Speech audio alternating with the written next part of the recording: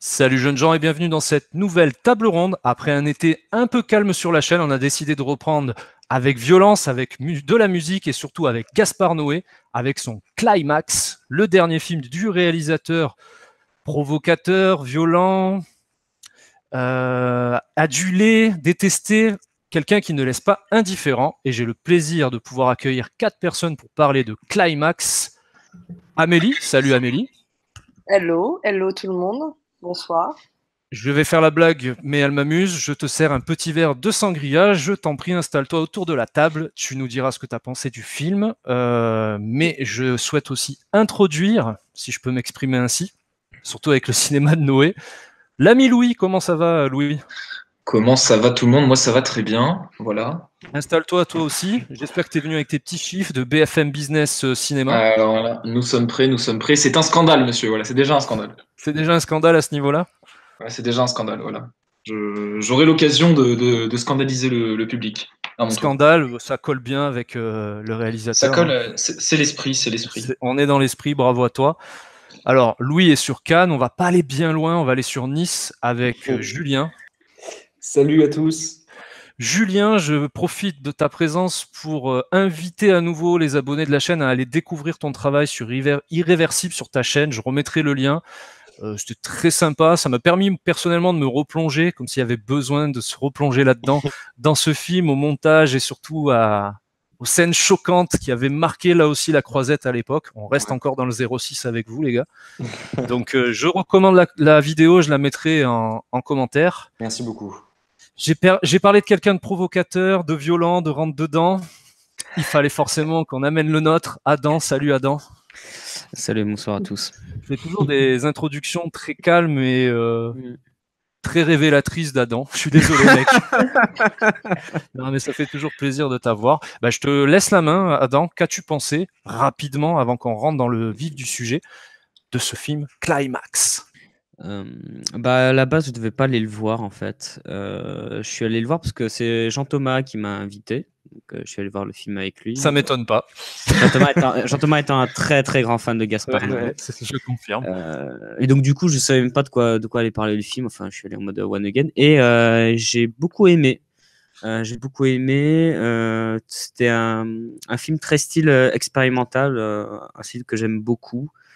Vraiment, je me suis senti dans l'ambiance du film. En fait, ça m'a un peu rappelé, si tu vois, ça m'a un peu rappelé les soirées où j'étais bourré et foncé en même temps, tu vois. En fait, c'est un film, tu vois. Je me suis dit, tiens, ça me rappelle des souvenirs. Parce que dans ce film, je l'ai déjà vécu plus ou moins, mais en moins hardcore quand même. Hein. J'espère pour toi, oui. Je veux dire, le seul truc hardcore qui m'est arrivé, c'est que je suis tombé sur les rails du tramway, enfin pas du tramway, mais du RER, tu vois. Mais par contre, fallait me relever parce que j'avais plus me lever tellement j'étais mort. Je vous garantis qu'on n'a rien mis dans son verre. Il est naturel. On est lundi, il est 21h. Mais je suis juste en train de boire une petite tisane, tu vois, pour me calmer. Arrête pour tout de suite. Concentré. Arrête tout de suite et prends la sangria, là, ça va pas du tout. Je pense que tu seras le personnage préféré de Gaspard Noé dans ce débat, sans vous manquer de respect, messieurs, dames, mais tu lui corresponds assez. Tu as parlé d'expérience, d'expérimental, donc je pense que c'est pas mal déjà sur l'utilisation de ce mot. D'ailleurs, une petite question rapide, Adam, pourquoi tu ne comptais pas voir le film parce que tu n'en avais pas entendu parler ou alors ça t'intéressait pas du tout? Je crois que j'avais pas entendu énormément parler de ce film-là. Je savais même pas qu'il devait sortir cette année. Et après Gaspard Noé, j'avais juste vu Irréversible de lui. D'accord. Donc voilà. Et puis c'est surtout que là cette année, je suis allé peu de fois au cinéma. Ouais, d'accord. Ouais, aussi. J'ai vraiment plus le temps d'aller au cinéma. C'est un truc de dingue. Bon, profite de ta présence ce soir avec nous pour ce film. On continue dans l'avis rapide avec Amélie. Qu'as-tu pensé? Alors, je suis une grande fan de Gaspard Noé, donc je vais pas être très objective. Ça va être vraiment mon avis propre, pur et dur. Je trouve qu'il est merveilleux, ce film, parce que c'est un mélange de tout ce qu'a pu faire Gaspard Noé auparavant. Ça parle de drogue, ça parle de sexe, c'est violent. Il n'y a pas de sang. C'est pas si gore que ça. C'est son œuvre aussi que je trouve la plus grand public. Et j'aime beaucoup la thématique principale, qui est la danse. Donc voilà, c'est un film pour moi qui est incroyable. Et j'ai fait aussi une critique écrite et j'ai fait aussi une critique avec Valentin Bréoré. Qu'on salue également. Voilà. Donc voilà, je suis tellement fan que c'est pas ma première critique pour le film. On partagera tout ton travail là-dessus aussi, on en profitera. Toujours pareil, comme je vous ai dit, dans les commentaires, on essaie de mettre, et dans le descriptif de la vidéo, pardon, on essaie de mettre un peu le boulot de chacun. Si vous avez envie de les connaître un peu plus ou de voir ce qu'ils ont fait, n'hésitez pas. Merci beaucoup. En tout cas, j'ai une spectatrice plus que comblée, j'ai l'impression. Ouais, vraiment. J'ai dansé sur mon siège pendant 1h30. C'est bon signe. C'est bon signe. Vraiment. Si Valentin était à cette table ronde, il pourrait en attester parce que j'ai été avec lui en avant-première en juin au SoFilm Festival à Nantes. Donc c'est grâce à lui que je suis allée le voir en avant-première. Et certains vont danser en regardant La La Land en version karaoké. Toi, c'était Climax. Les deux sont bien, j'imagine. Hein. C'est pas le même film, c'est pas le même délire. Non, c'est pas le même délire, on est d'accord. Louis. Oui. Dis-moi. Ça va très bien.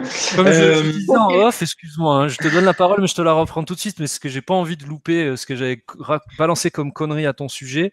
Louis, c'est quand même le mec qui avait apprécié se faire éjaculer dessus lors de la séance de Love, n'est-ce pas, mon petit garçon?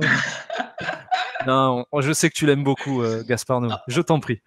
Parce que voir Love en 3D, c'est se faire éjaculer dessus. C'est un esprit, c'est l'esprit Gaspard. Et du coup, l'esprit Gaspard, il est présent, il est toujours présent. Et d'ailleurs, ce qui m'a étonné, c'est à quel point, depuis 2 films, je trouve que Gaspard Noé tend à être très doux. Ouais, c'est ça. Love et Climax, en fait, tendent à être très doux. Je sais pas ce qu'il a marqué, je sais pas s'il y a quelque chose qui l'a marqué, mais j'ai l'impression que Gaspard Noé commence à se calmer. Hein, voilà, je vais pas vous mentir. Il se calme, mais dans son délire. Hein, ça reste. Pas dire que c'est très calme non plus, mais je suis d'accord avec toi. Voilà. Ça reste hardcore sur plein de niveaux. Oui. Mais je rejoins Amélie en disant que c'est son film qui est pour moi le plus ouvert au public, en fait. Qui est le film qu'on peut le plus facilement regarder parce que il y a tout un tas de choses, c'est-à-dire que le film n'est pas si hardcore, pas si violent, pas si voilà, on reste dans du pas si évidemment, mais en restant dans cette épure de son style, je trouve le film vraiment très intéressant. C'est un vrai cauchemar qu'on vit avec les personnages qu'on suit grâce à une fantastique caméra. Là, par contre, je suis bluffé sur les techniques de caméra parce qu'en fait, le mec fait des trucs super simples qui, filmés à sa manière, donnent un truc assez extraordinaire. Donc, j'ai quelques réserves, notamment sur sa première partie que je trouve vraiment trop longue. Il y a les 2 premières scènes, en fait, c'est-à-dire, au début, il y a une série d'interviews. Puis ensuite, il y a une première danse et je trouve ces 2 scènes beaucoup trop longues. Mais après ça, j'ai vraiment plus rien à dire. Je suis conquis par tout ce qu'il y a dans le film. Et j'ai beaucoup aimé. Voilà, j'ai beaucoup aimé. Je trouve que c'est un très bon film. J'ai l'impression.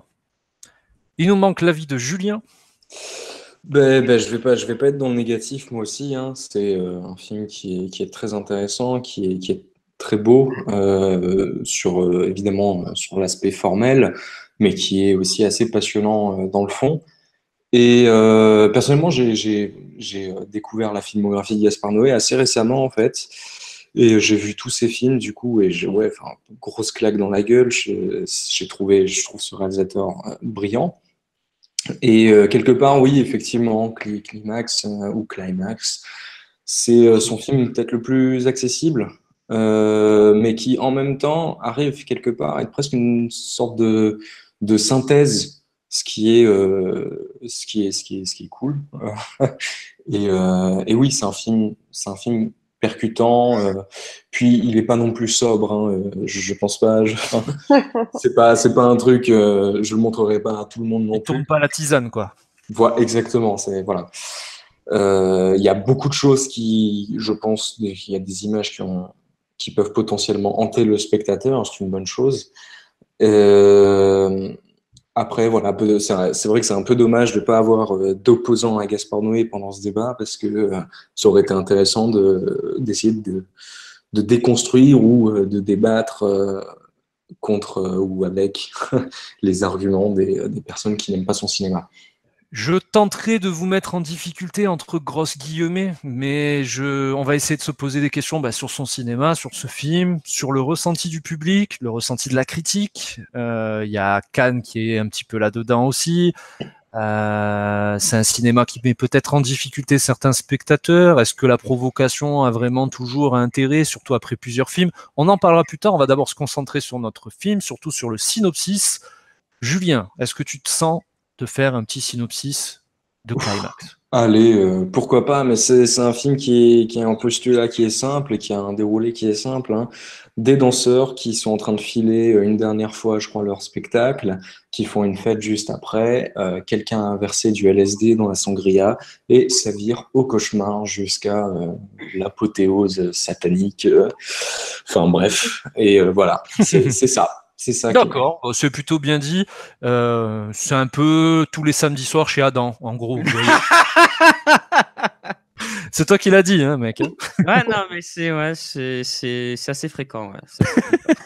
Justement, tu as l'air d'être un habitué des soirées. Oui, Adam, oui. qu'est-ce que tu as pensé de l'histoire simple, bien résumée de la part de Julien, mais un postulat simple, un pitch direct? Ça fait parfois de très bons films. Donc, qu'est-ce que toi, tu en as pensé?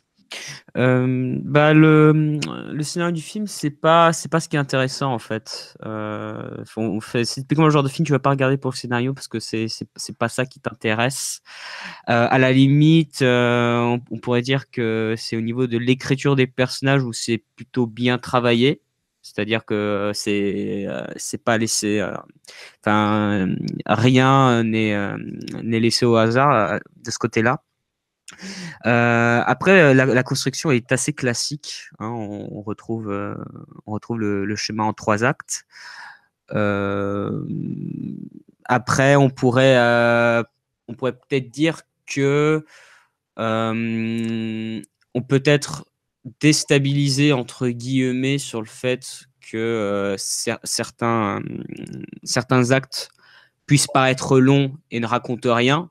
Ce que disait réalité, peut-être Louis. Mais en réalité, si, parce que quand tu as fini de regarder le film dans sa globalité, tu vois en fait en quoi ça a servi et en quoi ça a été utile en fait de faire cela. Donc non, c'est très très bien géré, surtout dans la manière de monter l'histoire, que ce soit en termes de montage narratif et en termes de montage vidéo, tu vois. Il y a une bonne cohérence, il y a une très bonne cohérence à ce niveau-là. Et on a... Ouais, en fait, c'est on va dire, la première moitié, te met un peu en attente, parce que quand tu connais un peu Gaspard Noé, et puis même quand tu commences un peu à voir le décor, tu sens qu'il y a de l'agressivité dans l'air, il y a une tension, mine de rien, même s'ils sont tous là en train de faire la fête. Et la deuxième partie, c'est bon, le truc explose. Et là, pareil aussi, tu es assez désarçonné parce que le film prend tout d'un coup un revers qui va aller un peu dans le style de l'horreur.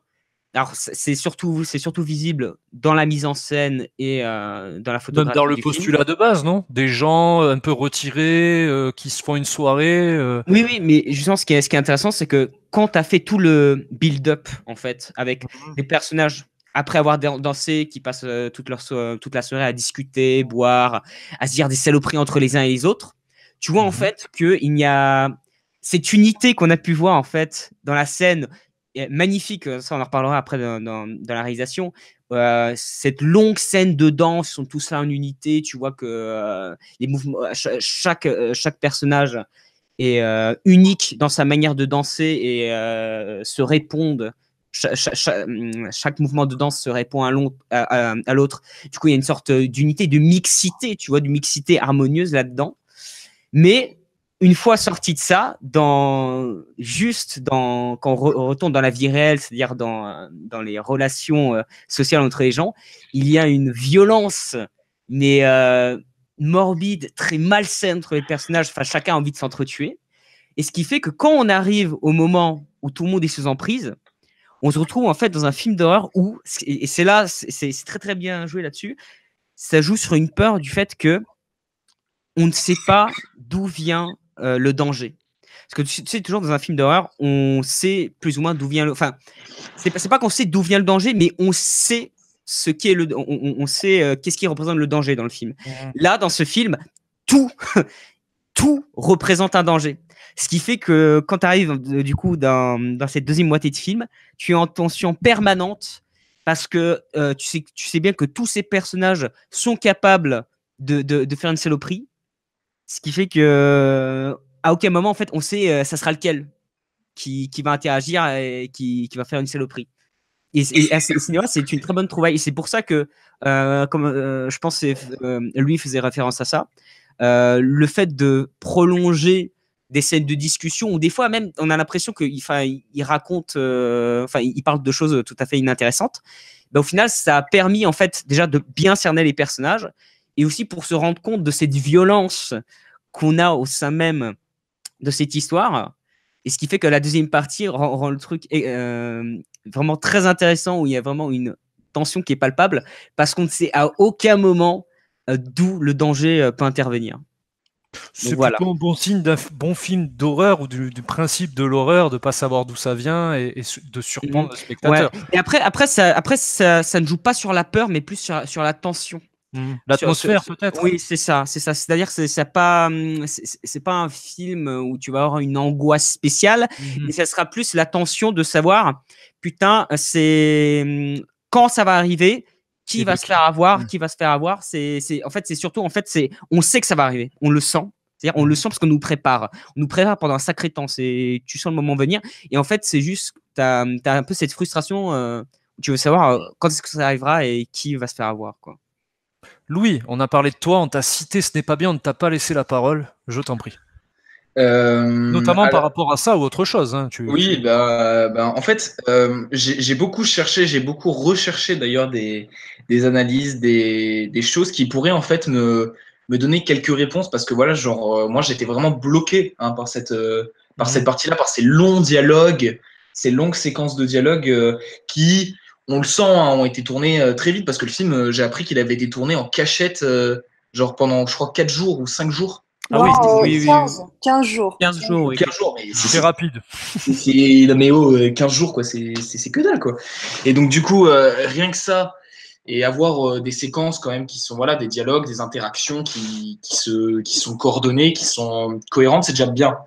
Et en fait, j'ai toujours un peu ce mal-là, en fait, ce qui fait que la seconde partie, pour moi, est vraiment purement, comme tu disais, dans l'atmosphère totale, où en fait, si tu y réfléchis, et vraiment si tu entres dans le film, par exemple, comme ça, je suis sûr que si tu rentres dans le film sans avoir débuté, tu te dis, mais c'est quoi ce bordel, enfin, c'est quoi cette merde?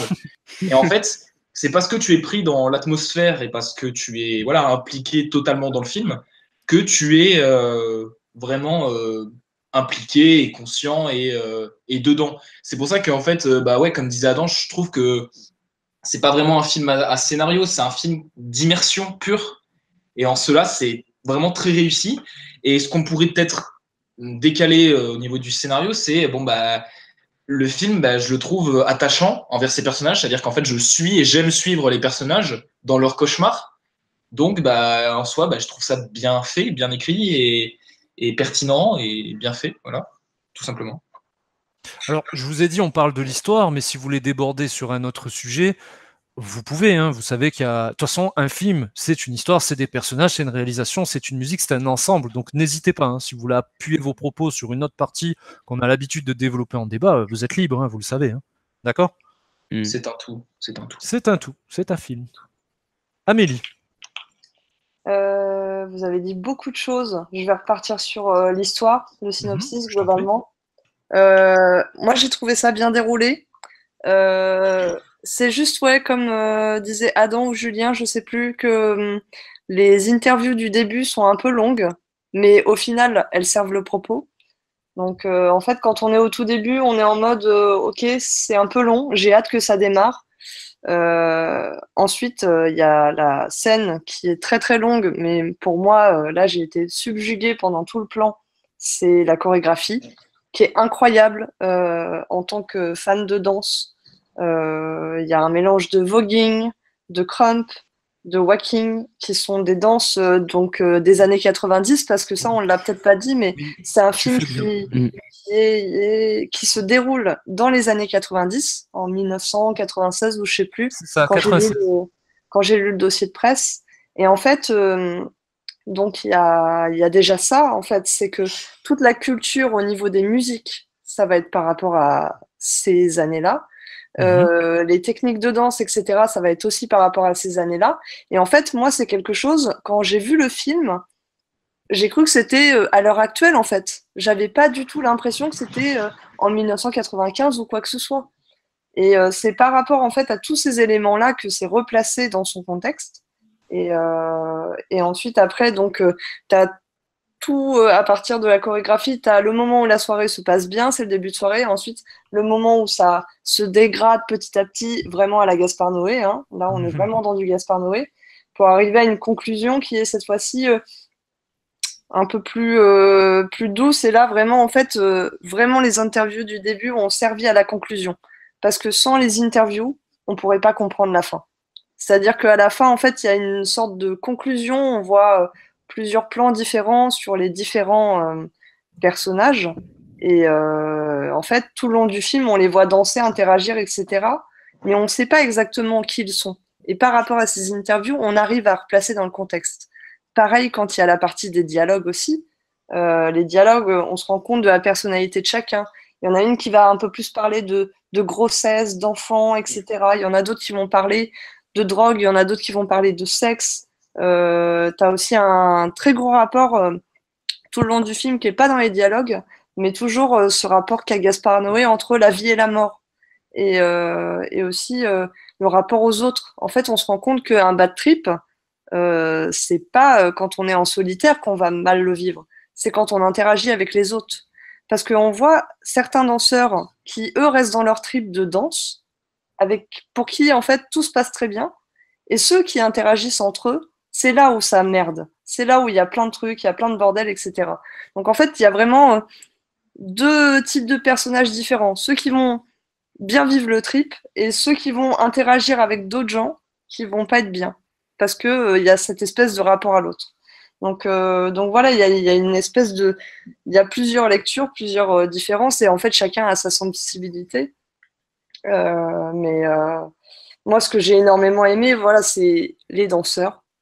Les danseurs, sachant qu'en plus, comme Gaspard Noé a l'habitude de faire, c'est un scénario qui est quasiment en une page, tourné en 15 jours. Là, cette fois-ci, je crois que c'est son film le plus rapide. Parce qu'à la base, ça devait même être un documentaire sur la danse. À la base, ça devait pas du tout être un film. Et ça devait s'appeler Psyché, je crois, aussi. Donc voilà, en fait, il y a toute une évolution de ce scénario. C'est venu à la base d'une idée quand il a vu des gens danser. Ensuite, il a transformé ça en film. Et c'est passé à la quinzaine des réalisateurs et ça a été récompensé. Je divague un peu, totalement. Non, mais tu fais bien, puis tu résumes assez bien ce que peut être son cinéma aussi. Hein, mais voilà, enfin, pour moi, c'est une œuvre synthèse, il y a énormément de choses. Il y a beaucoup de lui, beaucoup de son cinéma, et il y a des concepts forts comme à chaque fois, en fait. Voilà, exactement. Exactement. Tu as parlé aussi de beaucoup de choses, de résonance sur des témoignages, sur la finalité de tout ça. Adam avait parlé de montage technique et narratif qui est vraiment, tout s'imbrique parfaitement. Vous vous rejoignez assez dans cette idée. Et c'est aussi une des forces du monsieur, hein, on l'a vu dans ses autres films. Hein. Adam avait parlé d'expérience, tu as parlé de trip, mauvais trip, bon trip. C'est ce qu'on a aussi souvent dans son film. On a même vécu une expérience psychédélique à hauteur d'anges, de fantômes, d'oiseaux un petit peu dans Enter the Void pour ceux qui en ont le souvenir. Donc après, on sait très bien que l'hygiène de vie de ce garçon, c'est un peu ça aussi, donc c'est pas étonnant. Donc dans l'idée, ça rejoint assez bien son cinéma. Julien, on ne t'a pas entendu, j'espère que tu ne fais pas un bad trip. Qu'est-ce que toi, tu as pensé de cette histoire? Vous avez dit beaucoup de choses très intéressantes. Moi, personnellement, la première partie avec les longs dialogues ne m'ont absolument pas dérangé. Il y a une quantité qui est très forte et très grande de personnages dans le film. Il y a beaucoup de personnages. Et ces interviews-là vraiment permettent de prendre ses repères quelque part. Et il y a dans cette première partie du film, donc avant vraiment que le bad trip commence, il y a vraiment une installation de certains enjeux, de plein de choses en fait qui vont être réutilisées dans la deuxième partie. Donc c'est un setup payoff quoi. Enfin c'est un truc basique mais qui est très efficace en tout cas dans le film.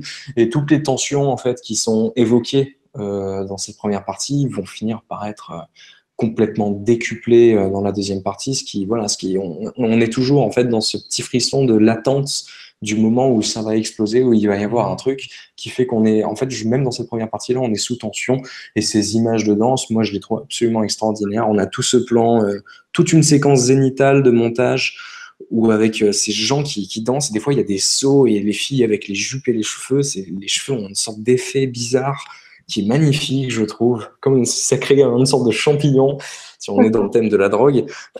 Non, mais oui, il y a évidemment, on parlera de la réalisation après, mais c'est aussi grâce à la réalisation, à la lumière aussi beaucoup, que la grosse séquence de danse est sublime, et elle sert aussi énormément le propos. J'avais entendu dans une interview de Gaspard Noé, qui était, je sais plus, à Cannes, machin. La personne qui faisait l'interview avait dit un truc que je trouvais très intéressant et qui presque résume le film, c'est que cette partie de danse-là, elle est nécessaire parce qu'on passe d'un mouvement, je cite le mec presque, hein, on passe d'un mouvement qui est chorégraphié, qui est calculé, à un moment qui est juste complètement chaotique et qui n'a plus de sens. On ne distingue même plus le corps, en fait, on ne distingue même plus l'interaction, notamment ces 15 dernières minutes qui sont vraiment fortes.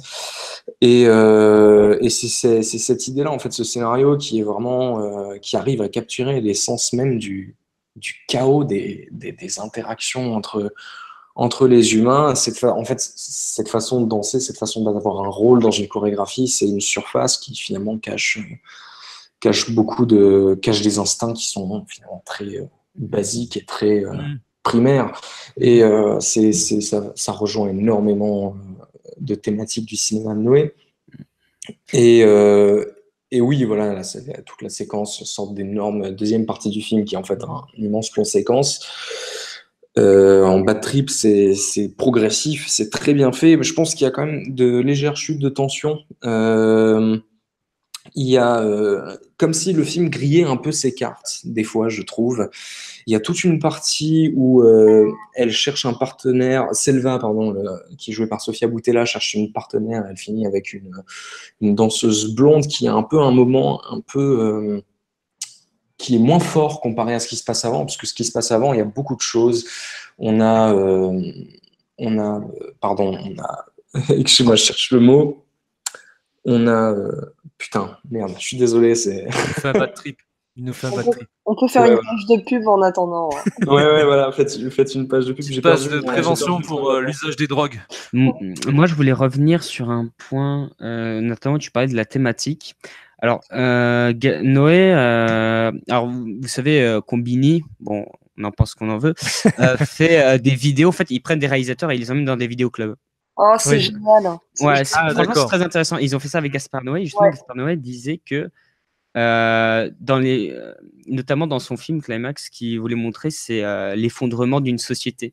Parce que les gens veulent voir ça, et c'est typiquement ça en fait. C'est-à-dire que toute la scène de danse magnifiquement chorégraphiée, ça te montre comment une société qui fonctionne bien, où tout le monde a son propre rôle et fait ce qu'il doit faire. Et ensuite, l'effondrement de cette société, c'est quand l'individualité prend le dessus, en fait, sur le système. Et là, c'est l'anarchie. Ouais. Tu vois. La belle métaphore. Ouais. Mais c'est typiquement ça. Mais c'est ce qu'il a voulu faire, et je trouve qu'il l'a très bien fait. Il disait ça en citant justement un film de Fellini qui était Prova d'orchestre, un truc du style, et il disait voilà, c'est un film de catastrophe sociale, et c'est vraiment ce sentiment-là qu'on a en fait, qui est vraiment cette dissociation, enfin cette dualité entre l'individu et la communauté, et l'impossibilité, vivre est une impossibilité collective. C'est un des panneaux, un des cartons du film aussi. Il y a beaucoup de thématiques qui ressortent finalement d'un scénario qui, a priori, est plutôt simple. Mais, après, huis clos, parce que c'est un huis clos, on est d'accord. Oui. Ouais. On peut pas faire plus métaphorique et appuyé que ce système-là, je pense. Non ? C'est-à-dire que je vais enfermer 10 individus dans une pièce où tous ces danseurs, ou même nous, allez, on nous enferme sur notre conversation Google Hangout. Forcément, ça va s'entrechoquer, ça va discuter, ça va s'apprivoiser, ça va s'apprécier, ça peut se détester aussi. En gros, on va avoir un concentré de société, la métaphore que nous décrivait Adam. Ah, c'est un peu ça, l'usage du huis clos, le fait de mettre ces gens enfermés dans une forêt, enfin dans une baraque qui, après une répétition, donc avec un but commun, vont s'accorder un peu de temps, puis il y a un élément perturbateur qui se rajoute et qui va relever des... tu as utilisé le mot primaire, Julien, on est sur quelque chose... le primitif, on est loin de ce que veulent mettre en place les sociétés actuelles et même les sociétés de l'homme en général. L'utilisation du huis clos. Ouais, mais justement, dans cet effet-là, j'ai l'impression. En fait, le film montre bien. En fait, pour moi, c'est un écho de notre société actuelle, concrètement. Aujourd'hui, comment ça se passe lorsque les sociétés font face à un problème? La première chose qu'ils font dans le film, c'est qu'ils cherchent un responsable. En fait, aujourd'hui, on est typiquement dans ça. On cherche le responsable. À aucun moment on va faire son autocritique. À aucun moment on va dire c'est peut-être moi. Enfin, parce que je n'ai pas se faire une introspection de soi-même, tu vois. Ce qui fait que dans le film, on vire un gars sans aucune preuve, juste parce que le mec. Alors c'est pas parce qu'il est musulman, mais c'est en gros parce qu'il y en a un, il l'aime pas. Parce qu'il voit pas, donc c'est un mec qui drague la sœur du mec. C'est ça. Et juste à partir de là, avec des émotions. Ouais, mais c'est là que ça montre qu'en fait les émotions, à quel point en fait quand on gère pas les émotions, qu'elles prennent le dessus, elles viennent foutre en l'air un système. Et c'est ce qui se passe dans le film justement. Qui est plus sur la raison que sur le cœur et les sentiments, le ressenti aussi. Ouais, c'est ça. En fait, le ressenti vient foutre la merde à chaque fois. C'est pas mal pour un film qui parle de drogués qui dansent. C'est bien. Enfin, je fais très réducteur, hein, vous m'avez compris. Hein. En soi, c'est un peu ça. Mais quand tu t'y penches réellement, en fait, ce n'est rien d'autre que le miroir de la société actuelle, tu vois. Et la violence qu'on trouve dans ce film, mais c'est une violence qu'on subit tous les jours, mais pas de la même manière physiquement, tu vois. Sûr. Mais dans le ressenti, c'est la même violence qu'on ressent lorsqu'on vit dans les sociétés actuelles.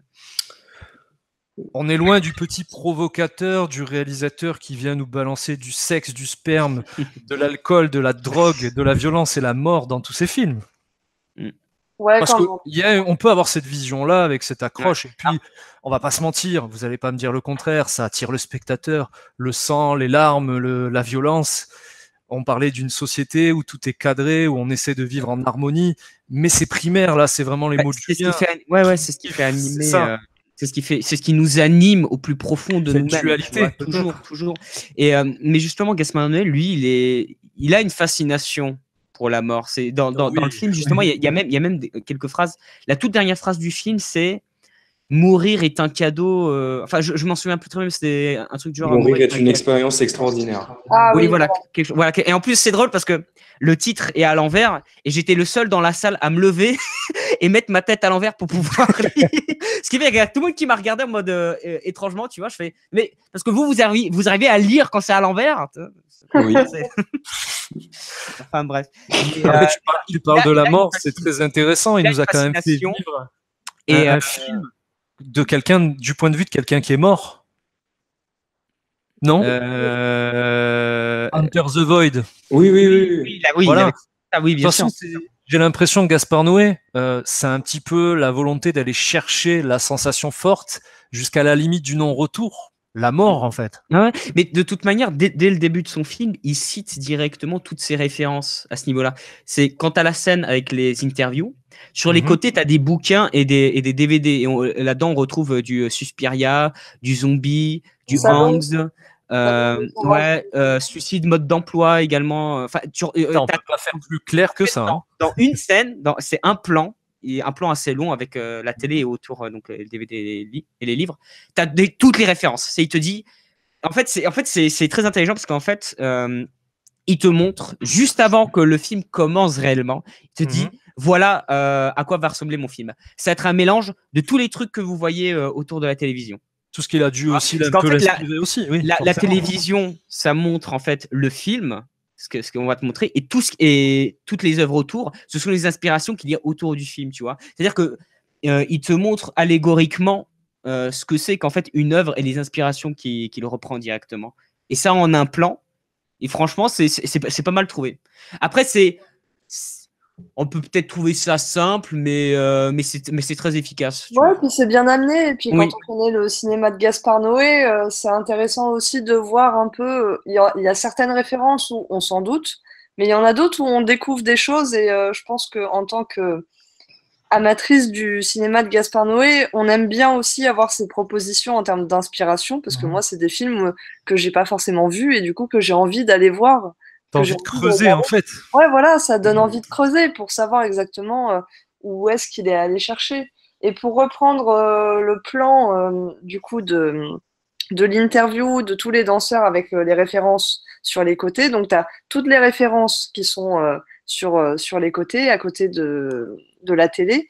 Et donc au centre, tu as les danseurs.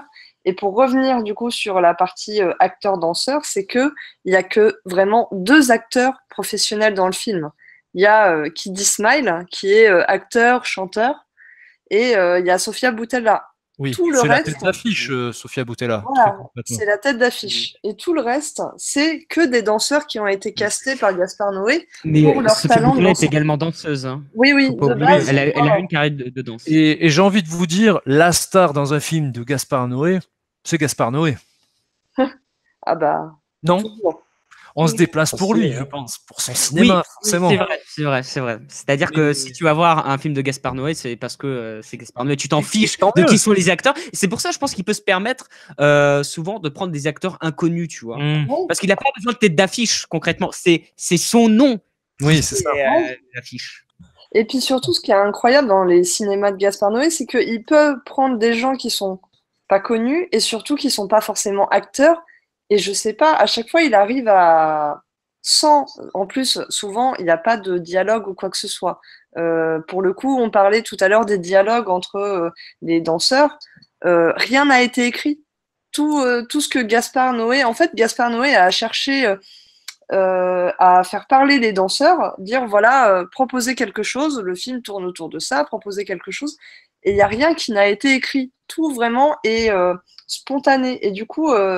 ça rend les choses vraiment intéressantes parce que rien n'a été écrit et quand il parle, qu'il parle de sexe, qu'il parle de grossesse, etc., il y a quelque chose de vrai. Enfin, tu sens que c'est pas joué et du moins pour des gens qui ne sont pas acteurs professionnels, c'est bien joué, c'est juste parce que Gaspard Noé n'a pas imposé un texte à ces gens qui n'ont jamais vraiment appris de texte, qui sont là pour danser et qui sont pas là à la base pour réciter un texte. Donc, si je comprends bien, si je reprends un petit peu, on est face à quelqu'un qui a un cinéma qui est imposant dans la façon de faire, qui est maîtrisé, mais qui laisse de la place à des acteurs, pas forcément confirmés, mais en sortant le meilleur, la sève, en allant sur de l'artistique, en allant vers de la métaphore, donc on est au-delà du simple fait, ouais, ils sont drogués, ils font n'importe quoi, il y a du sang, c'est magnifique. Non, on est quand même sur de la métaphore. Après, on juge le niveau de la métaphore. Hein. C'est pas le premier à faire une métaphore de la société, à critiquer celle-ci. Mais c'est très bien de le faire. Il faut quand même se dire que c'est aussi une portée de l'art. C'est un peu ça pour moi. Je sais pas pour vous, mais l'art, c'est aussi remettre en question la société, la décrire, la critiquer, la faire évoluer, la faire réfléchir. Tout à fait. On est d'accord. Donc c'est quand même pas mal tout ce que vous m'avez dit là-dessus. Tout ça en partant d'un postulat simple, et c'est Adam qui le disait, le scénario est tout con. Hein. Ouais. Une soirée, on met de la drogue dans une boisson alcoolisée et en avant, quoi. Ouais, mais tu vois, bizarrement, c'est toujours à partir des scénarios les plus simples, on a le plus de choses à dire, en fait. Mais à côté de ça, comme tu l'as dit, il y a une... Les bases d'un scénario comme ça sont solides. Et à partir de ça, tu peux en fait construire en fait un truc qui va faire sens au bout d'un moment, tu vois. Au-delà juste du principe même où on prend l'histoire à la pied de la lettre. En fait, c'est pas ça qui va être intéressant en réalité. Il faut aller un petit peu plus loin, comme on le dit souvent. C'est ça va être tout ce qu'il y a autour. Et puis de toute manière, tu sens que c'est un film qui va être plus que ça, tout simplement lorsque tu regardes la mise en scène du gars. Ouais. Oui, les intentions sont plutôt claires. Oui. Je reviens sur ce qu'avait dit Louis au début du débat. Louis, tu nous avais parlé d'un côté accessible du film. Oui. J'aimerais qu'on revienne un petit peu là-dessus. Tout à fait. Tu es d'accord. Voilà. En quoi tu trouves que c'est plus accessible, justement? Alors, moi, je dirais par deux choses avant tout. C'est déjà, Gaspard Noé ne va pas aussi loin que d'habitude. Comme là, on n'a pas de Déjac en 3D. D'accord. Là, déjà, je te le dis. Voilà, on n'a pas un viol de 10 minutes face caméra au bout de 5 minutes de film. On n'a pas ça, quoi. D'ailleurs, c'est pour ça qu'on a une introduction qui est très calme. Si bien que même moi, je me demandais, mais je ne savais pas du tout la classification du film avant de le voir. Et en fait, je me suis dit, mais est-ce que le film va être tout public? J'étais vraiment. Ah, carrément. D'accord. Pendant peut-être, 5 minutes, j'y ai cru. Voilà, pendant 5 minutes, j'étais en mode. Mais est-ce que c'est grand public? Parce que je vois aucune interdiction, on m'a rien demandé, on m'a rien dit. J'ai vu, c'est interdit au moins de 12 ans, je crois. Et oui, non, même 16. C'est 16 avec avertissement en plus. Ah oui. Je pensais que ça serait 12, tu vois, parce que franchement. C'est la totale, là. C'est la totale. Parce qu'à mon avis, t'as quand même des scènes genre très perturbantes. Peut-être le sexe, non? Par exemple, non, il n'y a pas que ça. Il y a pas beaucoup de sexe dans le film. Hein. Non, mais même t'as de la nudité. C'est surtout, par exemple, la scène où en fait ils sont tous autour de la fille pour l'accuser et qu'en fait ils lui disent bah vas-y, commence à te scarifier, quoi. Elle se scarifie toute seule, c'est genre en mode elle n'en peut plus, tu vois, genre une sorte d'oppression que. Une pression dans cette scène qui est folle. Se mutiler, c'est sûr que c'est pas forcément moins de 12, oui. Mais voilà, genre c'est pas non plus de la coupure, c'est pas de la coupure, genre je montre tous les boyaux et tout. Ouais, mais c'est quelque chose de super oppressant pour un enfant de 12 ans, quoi. Mais t'as des films d'horreur qui sont quelque chose, quoi. hard à ce niveau-là et qui sont moins de 12. Hein. Ouais, mais c'est pas une question de gore. La pression dans cette scène, elle est très forte sur le plan psychologique, quoi, parce qu'on a ce panoramique sur les gens qui mais genre, je crois, c'est 7 mecs baraqués qui sont en train de dire à cette meuf. Vas-y, tue-toi, fais-le comme ça en hurlant, on comprend même plus les mots, on comprend même plus les machins. C'est pas top. Elle qui se frappe le ventre alors qu'elle est enceinte, il y a cette. Enfin, moi, c'est d'une violence qui est aussi hyper forte en soi. Genre, on a quand même la scène de coups de pied dans le ventre pour. Ça m'a fait plus mal que les coups de pied. C'est coups de pied dans le ventre d'une femme enceinte pour l'avorter en direct. Enfin, c'est. Il l'avait déjà fait pas mal de fois, Noé, le coup dans le ventre de la femme enceinte. Déjà, dans Seul contre tous, il y avait une grosse scène difficile à regarder avec. Une femme enceinte qui se fait défoncer comme ça, et c'est marrant parce qu'on retrouve tout le temps un fœtus mort ou un bébé mort dans les films de Gaspard Noé. Ouais. En fait, t'as l'impression que Gaspard Noé veut te montrer à quel point en fait être une femme enceinte c'est horrible et ça donne une douleur à la fois physique mais aussi au niveau de la société qui peut être insoutenable certainement.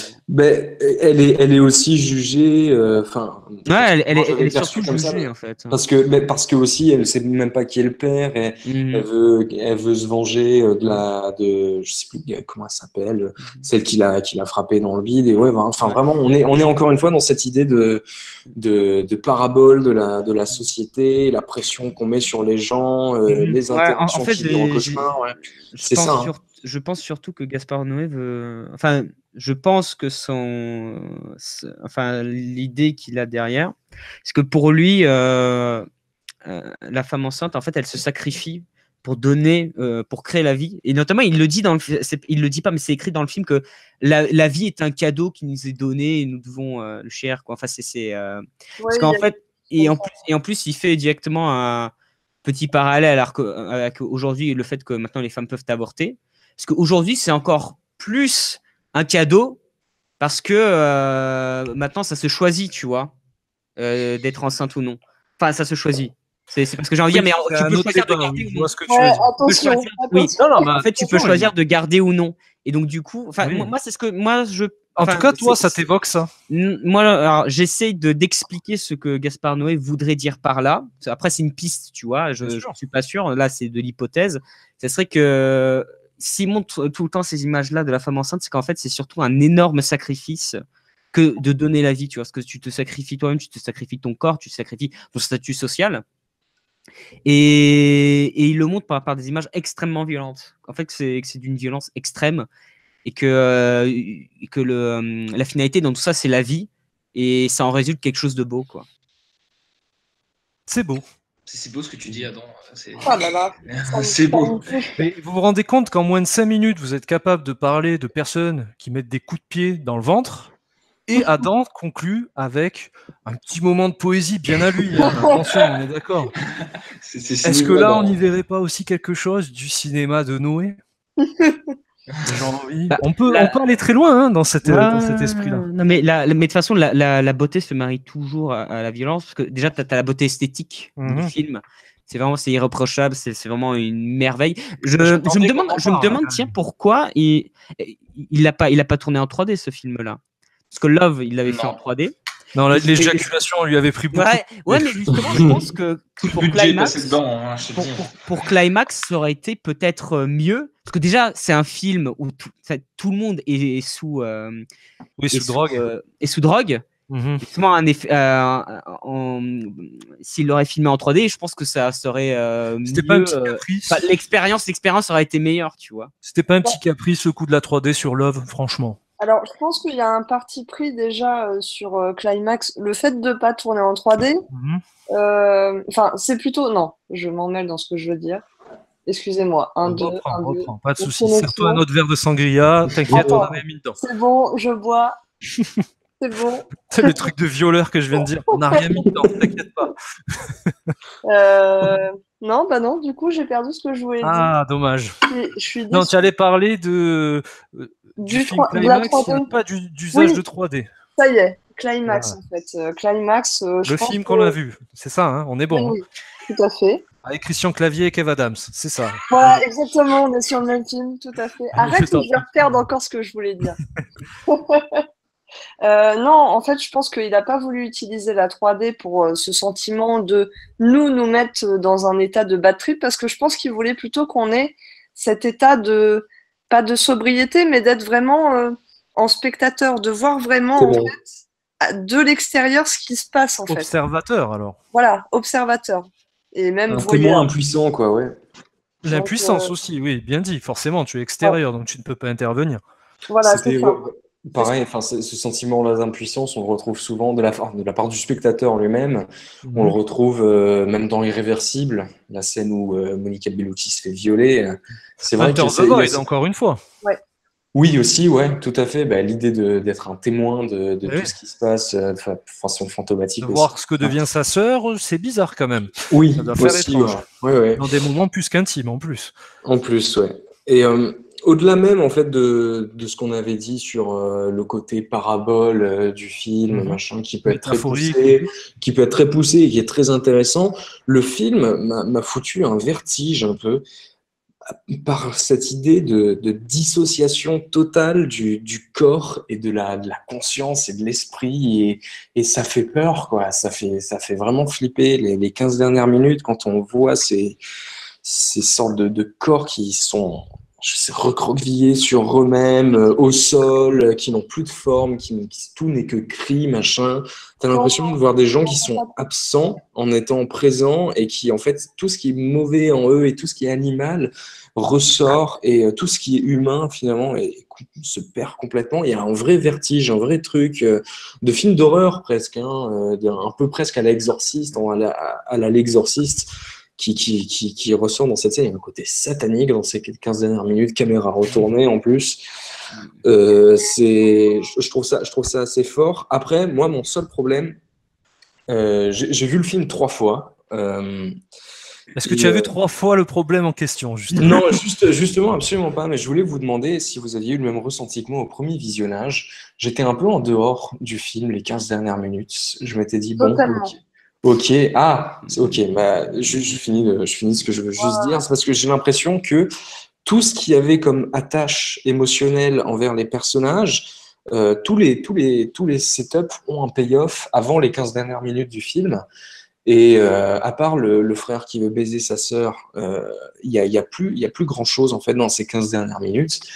Et on a l'extinction des feux, donc c'est le moment, le point culminant presque où le gosse meurt. Et après, on erre un peu pendant 15 minutes devant ces personnes. Et moi, j'étais en dehors du film. Mais finalement, les 2 autres fois où je l'ai vu, je me suis quelque part, c'est très bien. Ça a fonctionné à retardement chez moi, Climax.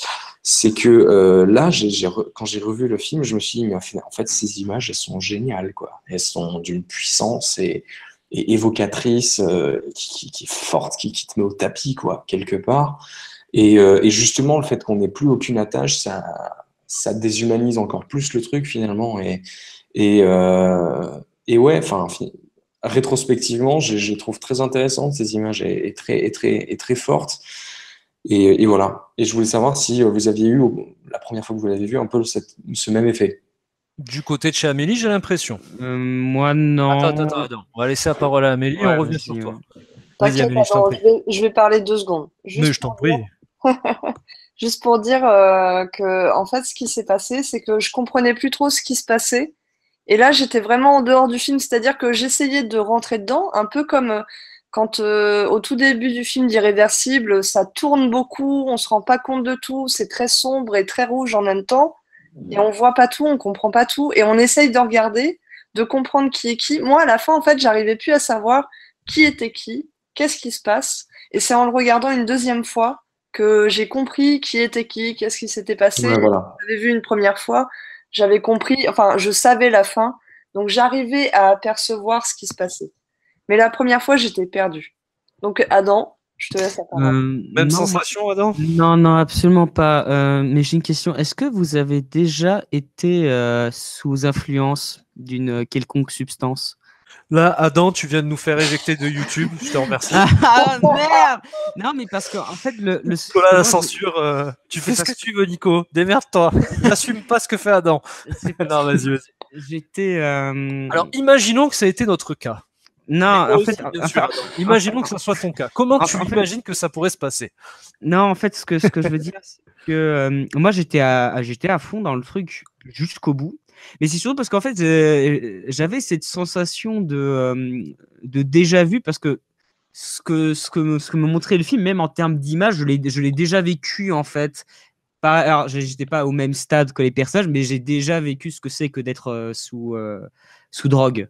Pas sous LSD, mais sous autre chose. Tout ce qui est sirop de menthe, tout ça. Ouais, j'ai déjà goûté ce truc-là. Donc du coup, et en plus, je trouve que c'est très bien retranscrit parce que c'est vraiment ça que tu ressens, tu vois. Et avec la musique qui va, donc c'est vraiment, j'avais l'impression d'être en pleine soirée et de vivre le truc avec eux, tu vois. Et limite être dans une transe un peu dans ce bal macabre à la fin. J'étais vraiment là-dedans. Donc c'est peut-être dû au fait que ces images-là ne me sont pas étrangères. Enfin, ces images-là. Les sensations se ressentent. Ces sensations, vraiment, oui. Elles me sont pas étrangères, donc du coup, moi, ça m'a pas fait extirper du film. Okay. Dire qu'on l'a connu, il était en train de boire du cacolac, ce petit Adam là. Franchement. C'est une boisson des années 90 pour les plus jeunes. Je sais pas si je reste un peu dans la thématique du film. Louis, je vais pas te demander si tes expériences alcoolisées ou droguées se sont bien passées. On restera dans l'intime. Par contre, j'ai besoin de toi. J'ai envie d'avoir l'ivresse des chiffres. Est-ce que tu as quelques données sur le film, justement? Est-ce qu'il a marché? Est-ce que c'est le meilleur succès de Noé? Est-ce que le petit tampon Cannes lui a permis d'aller chercher du monde, le côté accessible dont tu as parlé? Aïe, c'est la dégringolade pour... Le bad trip. Pour Gaspard Noé. Non, mais en fait, je suis extrêmement déçu parce qu'en fait, c'est pas tant par le fait que le film soit assez accessible, parce qu'en fait, bon, on peut pas le savoir avant de l'avoir vu, hein, évidemment. Oui, il faut tenter l'expérience, justement. Et vu que, bon, bah, on parle quand même d'un film qui, bah, de l'extérieur, dans sa bande-annonce, dans ses effets d'annonce, parlait d'une soirée qui dégénère totalement jusqu'à l'excès. Avec une interdiction super lourde. On était quand même, hein. voilà, on n'allait pas s'attendre, voilà, on n'est pas s'attendre à quelque chose d'immense. Mais là, on est quand même sur seulement 26 000 entrées première semaine. C'est light, oui. Donc 26 000, ça veut dire qu'en fait, tu démarres en étant seulement 18e. Hein, ça veut dire que tu es quand même 10 000 entrées derrière la semaine 2 de la re-release d'Harry Potter. Ouais. Non, c'est vrai que quand j'étais dans la salle de cinéma, il y avait moi, Janto et 4 autres personnes.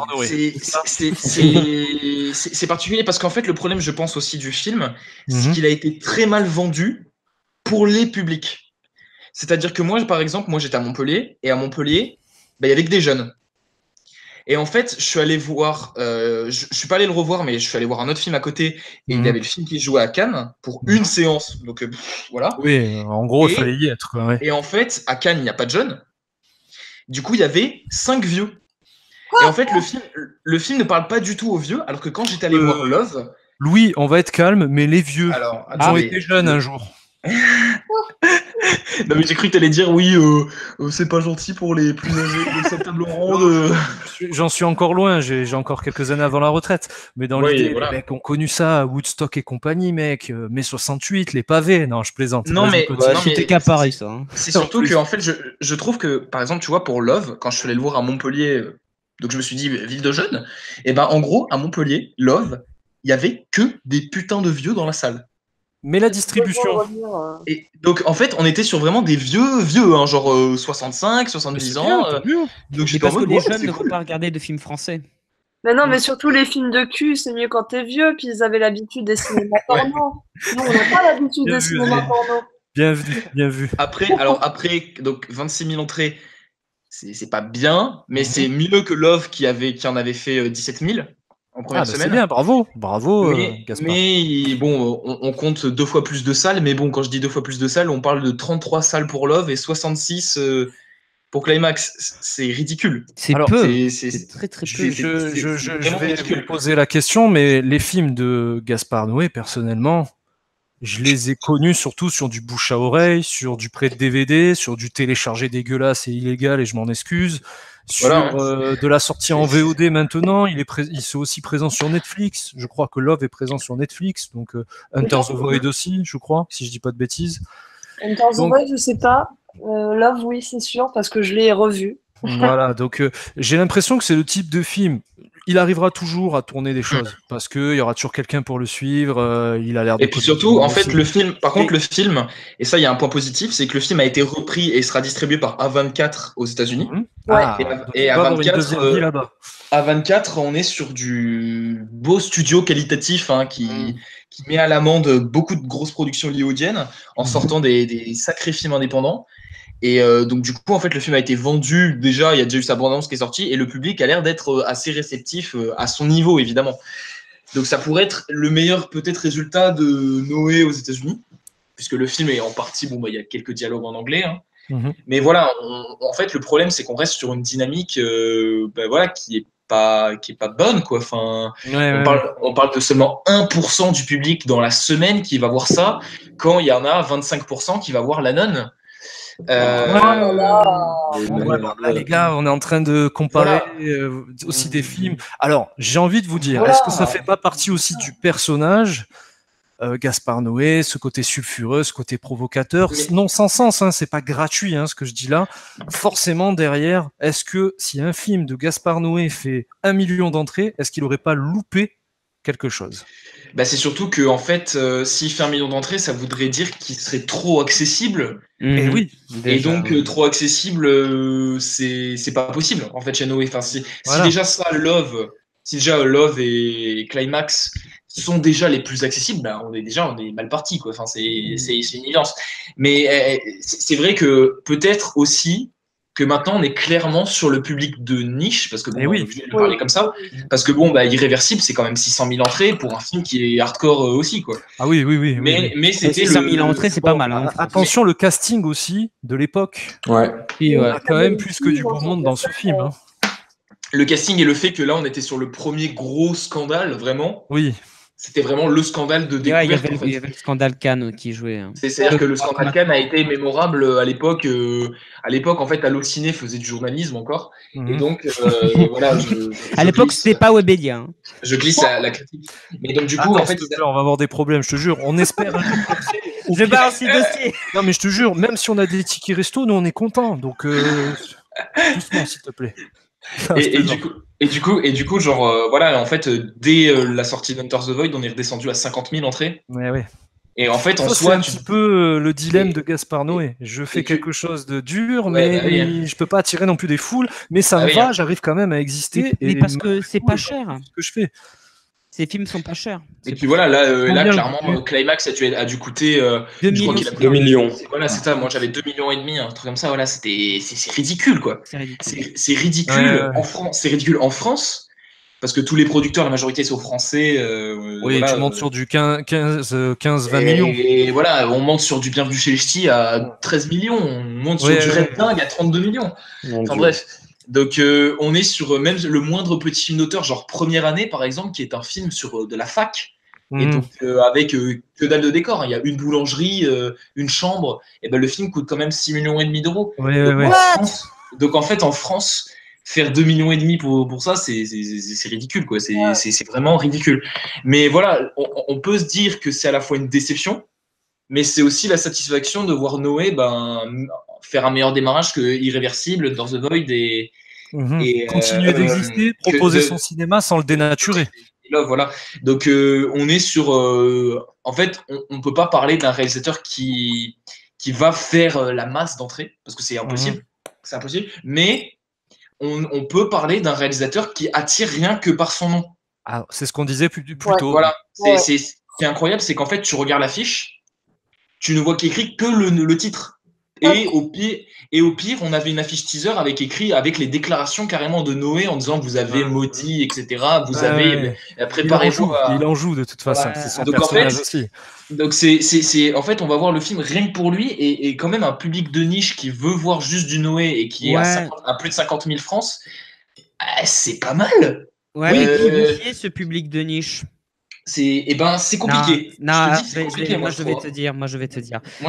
En fait, il fait des films qui vont plaire aux gens qui le financent.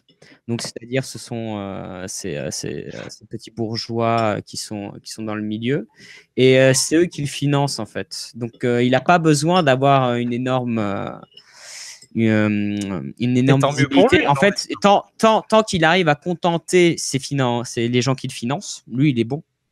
Oui. Ça fait un peu, il fait un peu film pour. Il reste dans son cadre, tu vois, un peu dans son monde de personnes, dans son cercle. Ce qui fait que déjà son cinéma n'est pas accessible pour tout le monde. Hein, ça, il faut le dire. C'est ce qui le rend aussi singulier, mais c'est ce qui fait que je trouve que ça fait partie de ces réalisateurs qui se limitent eux-mêmes, tu vois. C'est-à-dire qu'en fait, ils sont bien imbriqués dans un certain système et ils veulent y rester par confort. Et des gars comme ça. Tu vois des limites là-dedans pour lui? Alors pas pour lui parce que lui ça lui convient, mais moi je trouve que de mon point de vue c'est limité parce que j'ai déjà rencontré des réalisateurs comme ça qui pareil, j'en connais un, le gars il se limite à un certain type de film et en plus ce sont que des courts-métrages et pourtant il en fait 3 par an et il a tout le temps l'argent du CNC, de la télévision, de tout le monde, en fait. tout le temps alors que personne ne regarde ses films. Le cinéma doit être rentabilité et volume de spectateurs. C'est ça aussi que ça pose comme question. En fait, tout dépend de où tu diffuses, c'est surtout de où tu diffuses et pour qui au final. C'est-à-dire que quand tu es un réalisateur et que tu arrives à contenter en fait une certaine partie et que c'est une certaine partie de ton public et ce public-là peut te financer, tu peux jusqu'à la fin de ta vie faire les films que tu veux. Ouais, tu peux vivre tranquillement. Au moins là-dessus, en fait, tu te retrouves limité par le cercle dans lequel tu évolues, mais au moins. On t'a perdu, Adam. Il a été c'est un inconvénient par le cinéma. En fait, c'est un inconvénient pour enfin, non, c'est pas un inconvénient, c'est une contrainte pour plus de liberté. Tu vois. À voir. Gaspard Noé fait partie de ces réalisateurs-là, en fait. Je vais faire le mec chiant, mais on va se reconcentrer un petit peu sur notre film. On a tourné beaucoup autour des personnages, de la liberté qui avait été laissée par Gaspard Noé dans son film, sans perdre non plus l'identité de son cinéma, de sa personnalité aussi.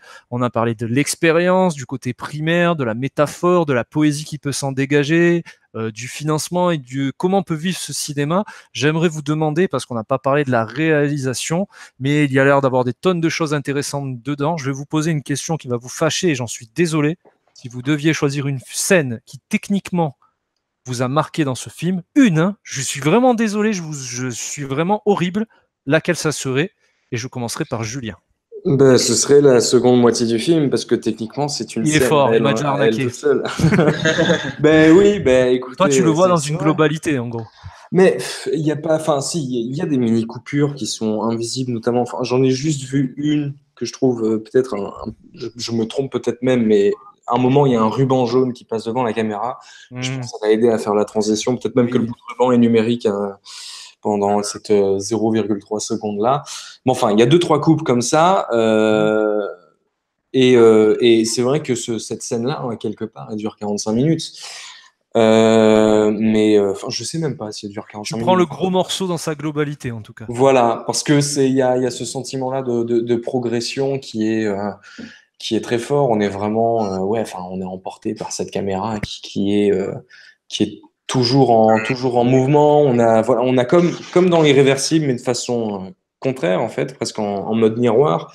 On a cette Irréversible, ça commence avec ce tournis qui est juste atroce.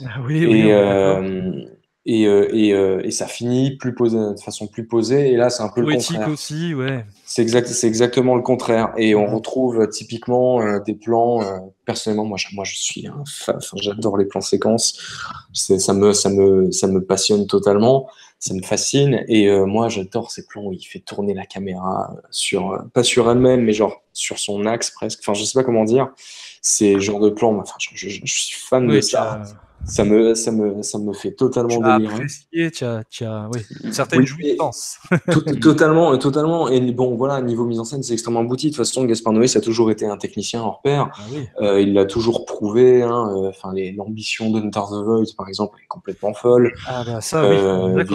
Visuellement, c'est bluffant. Et même au niveau de la lumière, il a testé des nouveaux systèmes, je crois, où il pouvait directement changer la lumière grâce à un iPad, ce qui permettait de faire des plans séquences beaucoup plus faciles.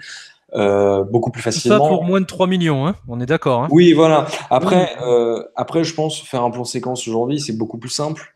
Bien sûr. Les caméras sont beaucoup plus légères. Il y a ce qui permet une liberté de mouvement qui est beaucoup plus forte. Après, je pense que ça devrait quand même être plutôt hard à faire. Mais voilà, ça a du mérite. Ça a du mérite et c'est très beau. C'est très fort et comme d'habitude, oui, voilà. Et la gestion du son, du son aussi est très importante, elle est chirurgicale dans les films de Noé. Il y a un gamin qui fait que crier souvent dans le film parce qu'il est enfermé dans une pièce. Et je vous jure, on arrive très bien à se situer dans l'espace. On connaît parfaitement tous les espaces en fait, la salle principale, le couloir, l'autre couloir qui mène à une petite salle, machin. Enfin, on connaît pas. Et on sait exactement quand on va passer dans cette petite salle où il y a le gosse qui crie. À chaque fois, on se dit oh putain non. Et on l'entend crier maman comme ça. Et on se dit et ce son en écho machin, il est vraiment bien foutu. Et la gestion de la musique aussi, tout le temps en fond sonore avec des fois des gros envois de vibrations de basse, de machin qui te font un peu vibrer l'estomac. C'est très très bon. C'est mise en scène, c'est heureusement que j'ai demandé à Julien un aspect. Hein. Il n'a pas. Ah, je suis désolé. Je plaisante, mais c'est en ça que tu nous montres aussi tout le travail qui est organisé. Enfin, rien n'est mis de côté au hasard. Tout est lié. C'est un ensemble. Hein. C'est un film, tout simplement. Après, si je dois peut-être choisir un seul moment, Je sais que c'est dur, mais il faut. je dirais ce qui se passe avec le coup de pied dans le ventre et la scarification, parce que je trouve ça très, très, très, très prenant. Et aussi, un moment qui m'a foutu les frissons. Du coup, j'en donne 2, je suis désolé. Ouais, l'extinction des feux, où dès que la lumière s'est éteinte, il y a la maman qui dit « Oh putain, je l'ai tué. Oh putain, je l'ai... » Et moi, j'étais en « Oh putain, bordel. Merde, oh, c'est atroce. » T'as ce sort de choc électrique qui traverse la colonne vertébrale qui dit « Oh putain, le gosse est mort. » Aïe. Et t'es là, et ça fait mal, et ça fait mal. Et qu'est-ce qu'elle joue bien, cette actrice. Et quand elle crie devant la porte, qu'elle dit « Je vais me tuer, je vais me tuer. » Ça, c'est fort, ça c'est fort, quoi. Ça te tape dans le bide et c'est bon, quoi. Enfin, c'est cool de se faire autant secouer dans une salle de cinéma. Voilà, est-ce que le cinéma, c'est forcément prendre du plaisir dans le côté très positif du terme? Est-ce que le fait de ressentir d'autres sensations, c'est pas une forme de plaisir? Malsain ou pas, ça après chacun juge, Julien fait ce qu'il veut, mais vous m'aurez compris. En tout cas, voilà, le cinéma n'est pas là que pour nous faire plaisir, il est là pour provoquer des choses chez nous. Amélie, est-ce qu'il y a une scène, un aspect technique qui, chez toi, c'était la cerise sur le gâteau, on va dire? Alors j'ai aimé tout le film, hein, évidemment, parce que c'était une synthèse du film de Gaspard Noé, donc j'ai aimé tous les plans.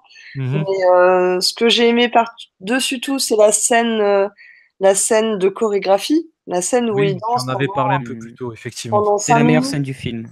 Parce que j'aime la danse et j'aime le cinéma et du coup pour moi c'est une vraie orgie. J'adore la musique de Céron, Supernature.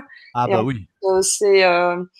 C'est la version sans les paroles. C'est vraiment une autre version de Supernature qu'a ressorti Céron. Et du coup non elle est top. Elle est top. C'est celle qu'on entend dans la bande annonce. Oui c'est vrai.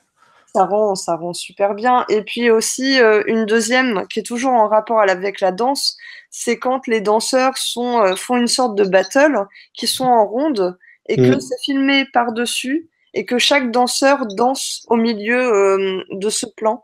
Et en fait, on voit vraiment le dessus du crâne, et en fait, c'est assez intéressant de voir, parce que c'est des danseurs qui sont très techniques, de les voir danser du dessus, c'est une autre façon de voir les choses, c'est tout aussi intéressant. Et il y a un truc intéressant dans cette scène aussi, c'est que il y a un côté très progressif. Les gens se resserrent de plus en plus, et il y a un côté aussi étouffant. Et quand la caméra commence à tourner aussi, voilà, il y a vraiment un travail du crescendo dans le film qui est fort aussi, même dans les petites scènes comme ça. Et c'est très beau à regarder. Ouais, le côté, justement, ce côté, comme tu dis, très qui se resserre, ça me fait penser, justement, on parlait tout à l'heure de la 3D dans Love. Moi, je trouve que la 3D dans Love sert très bien parce que le personnage est très oppressé par ces murs à chaque fois qui l'entourent. Et pour moi, c'est ça que je voulais dire tout à l'heure et que j'ai oublié. Ah, d'accord. La 3D. C'est revenu, c'est bon. Non, c'est la deuxième partie de ce que je voulais dire. Avant, c'était Climax et je sais plus à nouveau, mais là, c'est le côté, la 3D en fait a vraiment servi pour le plan d'éjaculation, c'était très sympa. Mais oui, Louis a beaucoup aimé. Ça, c'était mon plan préféré. Pour le coup, même dans Climax, c'est celui qu'il a préféré. Ouais. Mais il y a le côté aussi très oppressant à chaque fois avec les murs qui l'encadrent, et je trouve que dans la 3D a servi à ça, et on retrouve ce côté oppressant justement dans ce plan, comme tu dis, Julien. Voilà. Adam, est-ce que toi aussi tu restes sur la scène de danse ou il y a quelque chose, une autre scène, un autre aspect technique? Non, la scène de danse est juste magistrale. Il y a une technicité, la chorégraphie est juste parfaite. Alors, j'ignore s'ils l'ont tourné en un seul plan, je pense que sinon ça n'a pas d'intérêt. C'est simple, c'est-à-dire que s'il l'a pas filmé d'une traite, ça n'a aucun intérêt. Je crois qu'il a filmé d'une traite et c'est la seule séquence, enfin c'est la seule scène qu'ils ont vraiment répétée. Le reste, mais ça se voit, ça se sent. Il y a une maîtrise, il y a une métricité tout du long de cette scène qui est juste incroyable. Tu te dis, waouh. En plus, elle est longue, elle dure. Et plus ça va, et c'est plus technique, ça va encore plus loin au niveau des mouvements. Franchement, c'est magnifique à regarder. Ça fait très art contemporain. C'est quelque chose qui me plaît beaucoup. En plus, moi quand j'étais gamin, je faisais de la danse contemporaine. Donc, du coup, c'est un truc que j'ai retrouvé. Personnellement, ça m'a parlé. Donc ouais, à ce niveau-là, ouais, magnifique. Non, au niveau de la technique, franchement, il y a rien à redire. Comme à chaque fois, j'ai envie de dire, non? Oui, non, mais c'est très bien foutu. Ça se confirme. Je crois qu'il y a 3 grands plans séquences. C'est-à-dire parce que le film n'est pas un seul et long plan séquence. C'est-à-dire que le film est coupé. C'est-à-dire que tu as une partie classique où ça, en fait, ça va être plan fixe, transition. Puis ensuite, en fait, dès que ça commence à bouger, c'est-à-dire que si la caméra est en mouvement, ça va être directement du plan séquence. D'accord. Mais oui. Attends, je crois que je voulais. On a dit 1, on n'a pas dit 12. Hein. Vous me faites pas une Julien là. Hein. Ouais, non, je voulais revenir non, je plaisante. Je voulais revenir sur quelque chose qui avait. Je voulais revenir sur quelque chose qui a été dit, mais c'était quoi? Voilà. Bah, vous voyez, ça c'est chacun son tour. Les effets de la drogue. Je vais essayer de retrouver. Louis, tu nous as pas donné ta petite scène marquante ou ton aspect technique. C'est étroitement lié, hein, on le sait bien, sur ce film. Alors moi je dirais du passage, parce que bon bah voilà, c'est compliqué de dire une scène quand il y a des plans séquences qui durent 20 minutes. Oui, quoi. Je te l'accorde. Évidemment. Moi je dirais que le passage où en fait je crois que j'ai compris que là je pouvais plus m'échapper, je pouvais plus rien espérer d'autre que de souffrir face à un écran. C'était voilà où j'allais je sortais la lame de rasoir, je prenais mon bras, là c'est bon. Et donc du coup je crois que c'est au moment où en fait on voit Sofia Boutella qui en fait revient vers les chambres et d'un coup elle est prise de spasme. Oh putain ouais, elle est géniale cette scène. Elle est prise de spasme mais en fait genre on sait pas trop en fait si c'est genre encore de la danse parce que bah voilà Sofia Boutella est une danseuse et en fait moi je l'ai pris au début comme est-ce que voilà d'un coup elle se lance dans des élans de danse. Est-ce que c'est normal? Voilà. Est-ce qu'il y a quelque chose de cohérent au début? Et en fait, c'est quand tu comprends que non, elle se retrouve vraiment, mais totalement presque possédée. En fait, ça m'a rappelé un peu certaines scènes de possession en fait avec Adjani en fait, où d'un coup les prises de spasme, mais tu te demandes comment elle vit. Et puis là, c'est là qu'avec la lumière, Déby, Benoît Déby ou Deby, il a une idée géniale. C'est vraiment d'oppresser avec la lumière quelque chose qui au départ était vraiment très beau, très très doux, limite par exemple la séquence de danse, je trouve la lumière très douce, très belle et en fait on a le temps de s'extasier en fait devant le plan et là en fait on est vraiment mais coupez ces néons, mais coupez tout, enfin genre je sais pas, rallumez la lumière quoi, au bout d'un moment, enfin faites quelque chose. Et ce passage là où elle est prise de spasme et là elle commence à déambuler en voyant que en fait ben voilà, d'un coup il y a une de ses potes qui prend feu. D'un coup, elle va dans la chambre, il y en a un qui l'agresse. Et en fait, tu vois qu'elle essaie de s'échapper, qu'elle n'y arrive pas. Et rien que par des effets simples, là, ce moment-là, m'a fait comprendre que bon, j'étais en PLS. T'étais foutu là, ça y est, t'étais dans la spirale infernale. C'était fini pour moi. Enfin, voilà. Cette scène, parlant... Pardon, vas-y. Petite anecdote rigolote, la scène où la nana, tu sais, prend feu. J'étais le seul dans la salle à rigoler comme un taré, tu vois. Ça m'étonne même pas.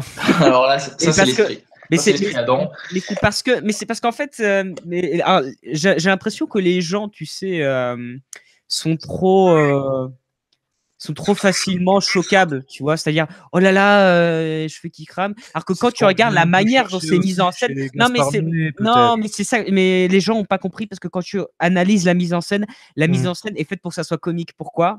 Parce qu'il y a un temps de réaction, c'est-à-dire que le personnage est en train de cramer.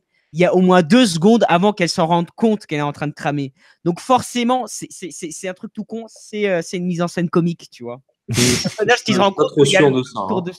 Si, mais ça c'est un vieux truc, c'est même utilisé dans les cartoons, dans les trucs basiques. c'est un truc de mise en scène basique pour montrer le ridicule, l'ironie de la scène. Tu vois. Pourquoi pas après tout. C'est pour moi ça marchait ce côté-là. Mais voilà, du coup, Anthony, ce qui est vraiment affolant, et enfin ce qui est caractéristique pour moi, c'est que tout ce qu'il y a dans cette scène ou dans ce moment est basique. C'est-à-dire, on prend une lumière, on prend un cadrage qui est très propre, mais qui, voilà, il n'y a pas un cadrage révolutionnaire d'un coup, et il y a une situation qu'on a déjà vue ailleurs. Mais l'ensemble de tout fait une atmosphère vraiment tellement prenante et tellement... ça marche, quoi. Vraiment tellement oppressante que c'est là que je trouve que là, il y a quelque chose chez Noé qu'il n'y a pas ailleurs. Qui est plus difficile chez certains autres. Et là, pour le coup, je trouve que c'est ça qui m'a fasciné dans la réalisation de Climax. Mais dans la scène d'hystérie, cette séquence d'hystérie, il y a un truc qui fonctionne vraiment bien, c'est qu'en fait on voit ces hallucinations.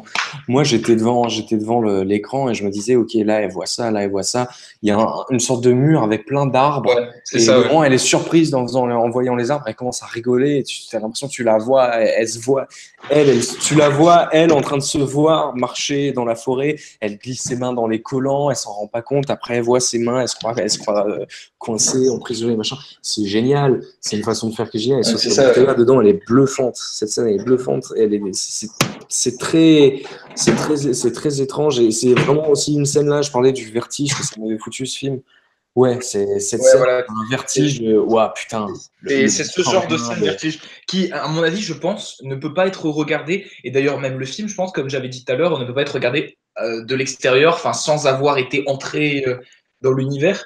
Parce que voilà, ça fait partie, voilà, c'est un moment, c'est un instant, mais c'est tellement un instant de flottement, voilà, où d'un coup tu te rends compte de ce piège machiavélique dans lequel Noé nous a plongé, que voilà, ça y est, c'est parti, et bordel, c'est un peu le truc en mode, tu sais que tu vas souffrir, et d'un coup tu lâches prise parce que c'est bon, tu sais que tu vas souffrir, quoi. C'est bon, enfin, vas-y, fais de moi ta chose, voilà, je sais pas. Louis, tu es très tendancieux quand même. Hein. Ma foi, c'est tendancieux, oui. En plus, je pense qu'il y a, comment dire, il y a un moment donné, je pense que Gaspard Noé va être un peu vicieux avec ses personnages, parce que si tu regardes bien au moment où c'est pas quelqu'un de vicieux, je pense. C'est un gars très, très axé sur le porno. Donc, bien sûr. Mais après, ça fait partie du personnage, ça fait partie de l'homme. Et ça, bien sûr.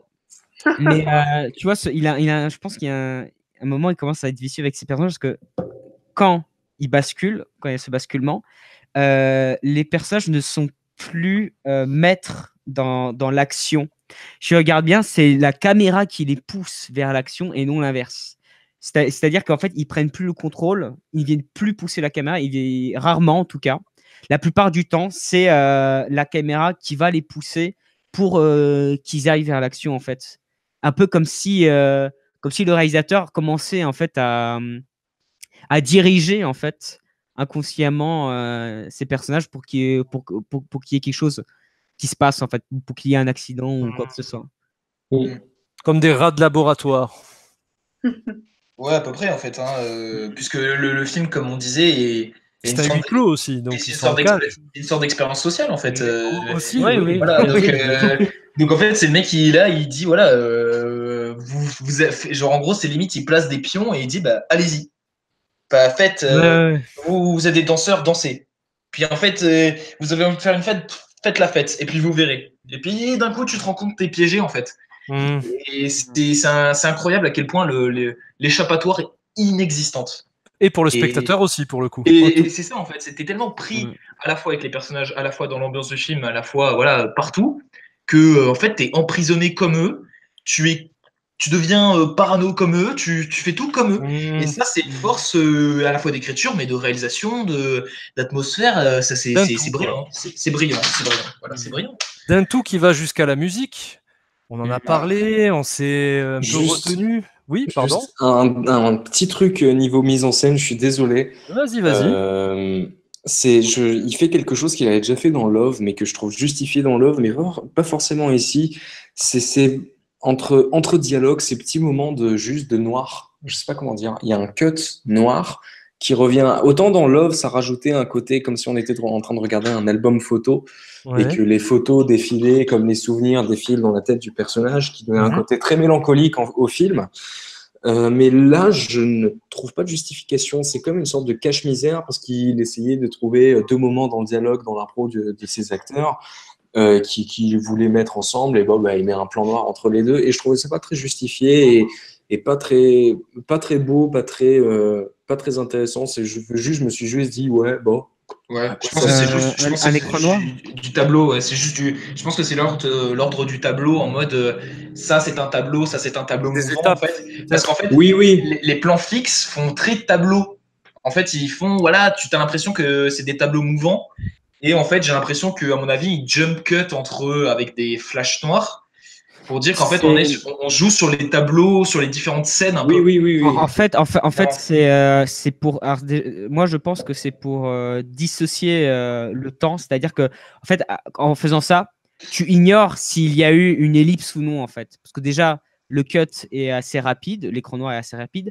Donc, du coup, tu ignores si ça se passe en même temps, si ça se passe après, si ça se passe avant. Donc, du coup, tu es un peu.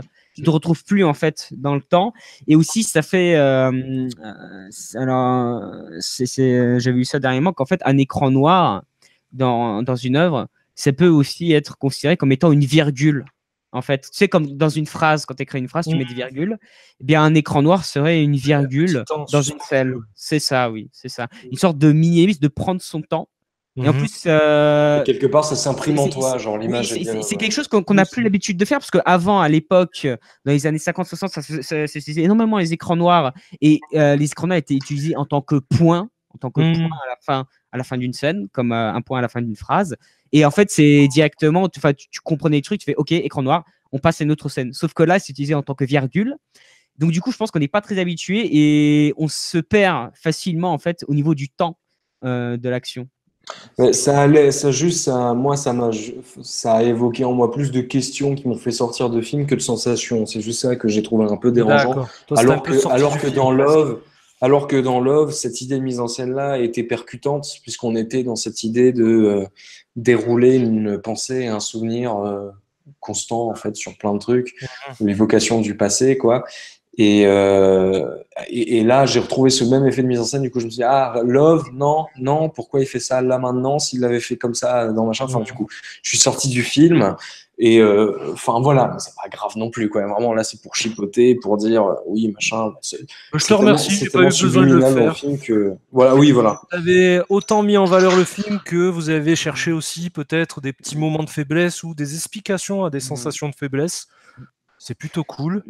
Moi, par contre, je me pose une question et j'aimerais bien la poser pour savoir juste est-ce que vous avez réfléchi ça ou non, ou alors c'est moi qui veux trop surinterpréter les choses et qui essaie de trouver des points de vue politiques dans le film. Mais est-ce que pour vous, c'est anodin que le personnage qui vient foutre la merde dans le film, et notamment le film dans ce film, il y a un côté genre on veut montrer, il le dit. C'est un film français qui est fier d'être français, tu vois. Ah, t'as le drapeau de la France. Oui, il y a le drapeau de la France et sur la pochette. Un film français, production française, acteurs français. Et ça revient dans les dialogues aussi, avec les personnages qui parlent de ce drapeau français dans et même la présence de la religion aussi. Hein. Oui, voilà. Oui, c'est pas anodin. Si on parle d'une métaphore d'une société, c'est la France. Le personnage qui vient détruire l'unité en fait au sein du groupe, c'est une étrangère et allemande. Tu vois. La question que je me pose, est-ce que c'est voulu? Et si oui, est-ce Rien n'est gratuit avec Gaspard Noé. Est-ce qu'il faut y voir quelque chose? Après, qu'est-ce qu'on peut y voir? Moi, j'ai plusieurs théories, mais ça me prendrait trop de temps. On fera un jour un bonus. Mais en tout cas, voilà, ouais, mais c'est bien, ça provoque des choses. C'est une question intéressante. Bien sûr. Moi, je m'étais un peu posé la question aussi. Il y a un aspect, ça s'intéresse beaucoup à la jeunesse aussi, ce film, à la recherche qu'a la jeunesse de trouver voilà le point culminant, donc le climax, l'orgasme qu'on cherche constamment. Et je me disais, ça dépeint vraiment cette jeunesse qui baigne dans vivons tous ensemble, tous différents, acceptons-nous tous. Tels que nous sommes, jusqu'à le fait d'effacer totalement le genre, d'effacer la sexualité. La sexualité, elle est absolument pas taboue, elle est même complètement libérée, les gens se posent même pas de questions. Et c'est en fait assez symptomatique de la situation des jeunes actuels. Enfin, moi, par exemple, dans mon lycée, on nous répète à longueur de journée que les différences, on s'en fout, faut les gommer, machin, tout le monde Alors que tous les jours, nous ne vivons que dans ces différences-là. Exactement. Finalement, quelque part, ça crée plus un fossé qu'autre chose. C'est quelque un peu chose hypocrite même. La société est hypocrite sur ces questions-là. Et le film français Fier de l'être, pour moi, c'est extrêmement ironique. Bien sûr. C'est même presque une moquerie quelque part. Puis ce drapeau français à paillettes. En fait, c'est plus le côté à paillettes qui est important. Ouais, c'est la modification totale bling-bling du drapeau, quoi. Enfin, quand parfois la réalité rejoint la fiction, ou plutôt le contraire. Surtout... Attends, excuse-moi, Adam. On a un personnage à l'intérieur du film qui est joué par un DJ qui, d'ailleurs, est dans la tracklist, dans l'OST, et qu'on avait vu aussi interprété lors de la soirée du 14 juillet à l'Élysée. Ouais, bah vous oui, vous souvenez du scandale que ça avait... c'était lui. C'était Noir, fils d'immigré, Noir et PD. Ouais, qu'il avait sur son t-shirt. Smile ou Kiddy Smile, je sais pas comment on le dit. Ouais, tu dis Kiddy Smile, ça marche.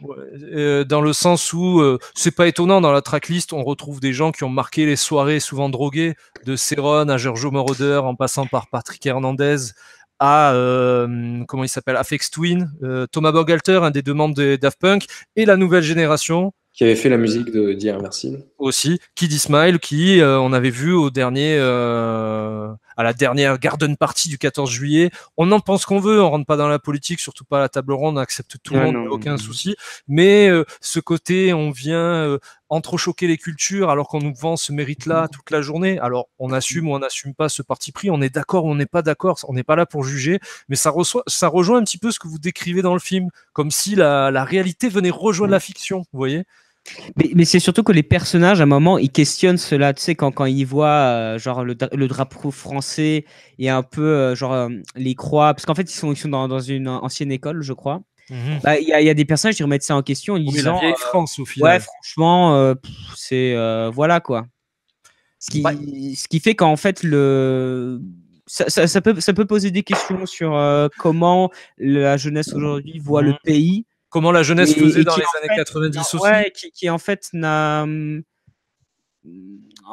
abandonne les anciens symboles, mais au final n'a rien pour échanger qui soit fédérateur en soi, parce qu'à la fin, c'est l'anarchie totale. Oui, la violence et le primaire seront toujours là. En fait, l'individualisme, c'est surtout en fait en fait, à la fin, il y a un surplus d'individualité qui fait que les gens deviennent abstraits quand à cette fin dans le rouge. Oui, en fait, tout est à l'envers, ou avec cette lumière rouge qui clignote.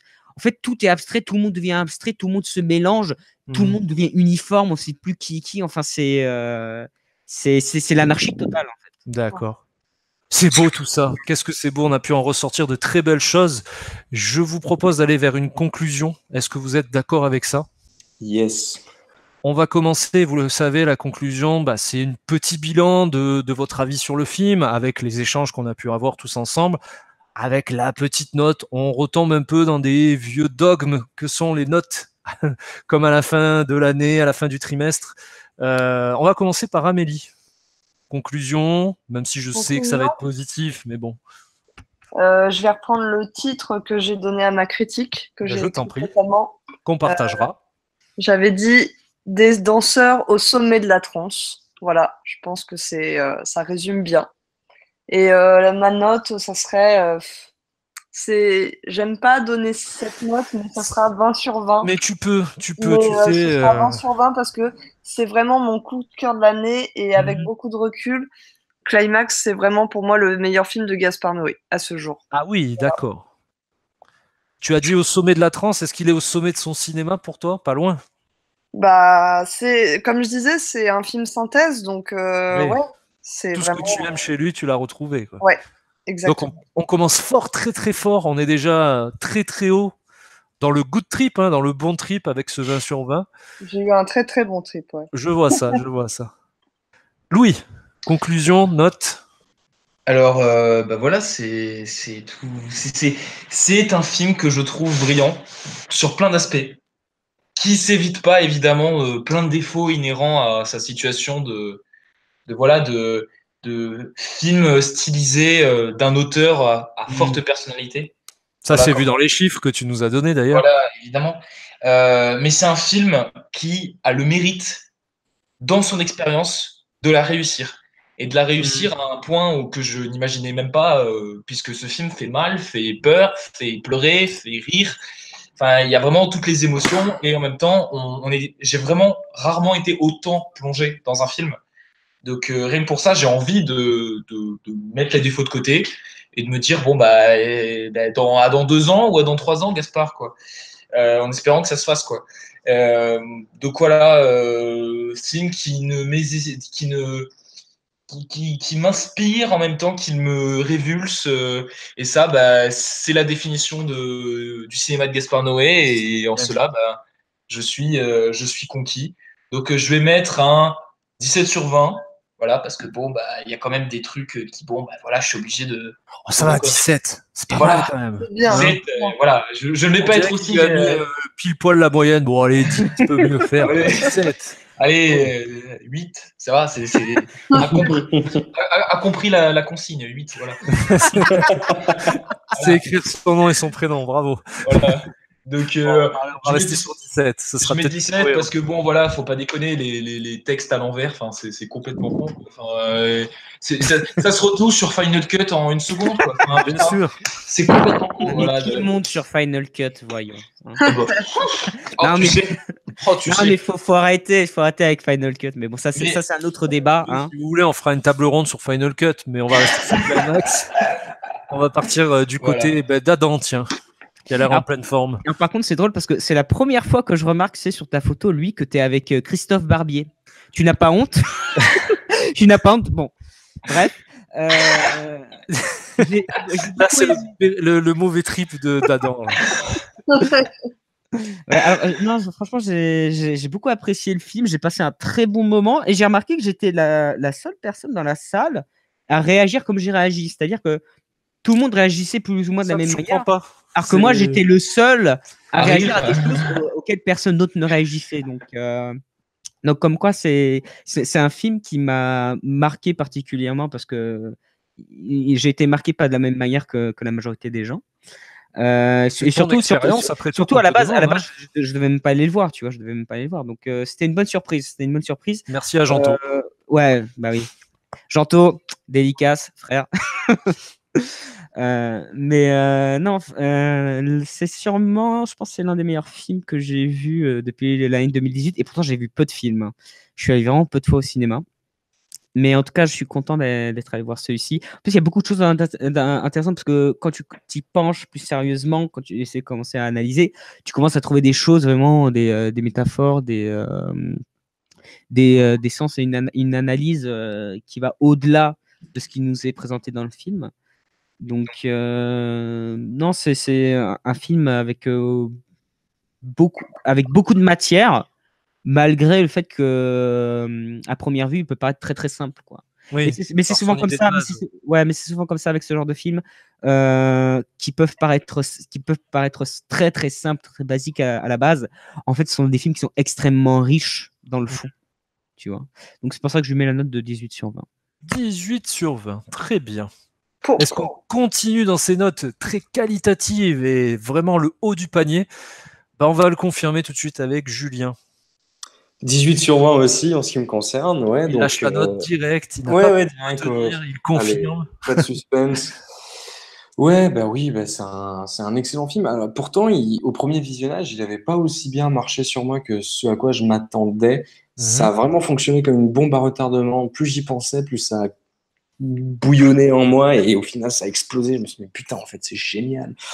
Cependant, c'est pas pour moi non plus le meilleur film de Noé. Je dirais, il est sur le podium. Il a la 3e place derrière Irréversible et Seul contre tous, je pense. Mais arriver ne serait-ce qu'à la cheville d'un film comme Irréversible, je pense que c'est quand même déjà beaucoup.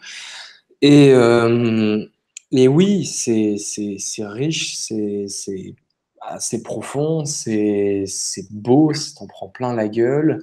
Le cinéma, c'est fait pour ça, c'est fait pour vivre plein d'émotions, parce que tu as des moments où tu rigoles dans le climax, tu as des moments où tu as envie de pleurer, tu as des moments où tu as mal, enfin, t'as tout ça, et le cinéma. Et voilà, presque une synthèse de son cinéma, et c'est très fort.